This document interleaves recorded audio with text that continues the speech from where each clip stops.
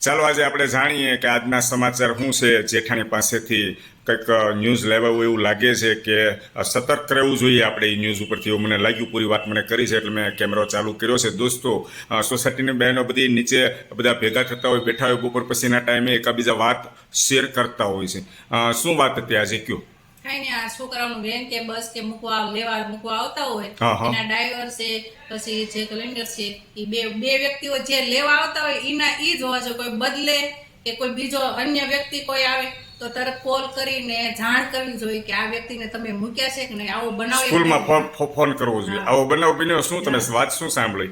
કે એક વેન કે બસમાં એક ડ્રાઈવર ની અલગ આવ્યા છોકરીને લેવા કે અમે સ્કૂલમાંથી આવ્યા છીએ લેવા માટે, પણ એ વ્યક્તિ બીજા જ હતા, કોઈ લેવા આવ્યા। ખબર કેમ પડી બીજા હતા એમ?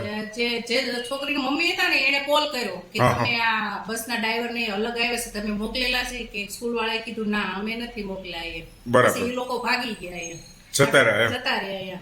બરાબર છે દોસ્તો, તમે વાત પૂરી સાંભળી તો આપણા નાના નાના ભૂલકાઓને કે ગમે ત્યારે જો આ રીતના કોઈ અલગ લાગે બસના ક્લિન્ડર અથવા ડ્રાઈવર કે વાહન કોઈ બી વાહન હોય, જ્યારે મોકલતા હોય કે આ વ્યક્તિ હારે જ આપણે છોકરાને મોકલીએ છીએ એ વ્યક્તિ જ હોવો જોઈએ। બીજા કોઈ વ્યક્તિ અજાણ્યો આવે તો આપણે તરત સ્કૂલ ઉપર જાણ કરીને પૂછીને પછી જ મોકલવાના। ઓકે, થેન્ક યુ માહિતી આપવા બદલ। દોસ્તો, સતર્ક રહેવું ખૂબ જરૂરી છે। Thank you.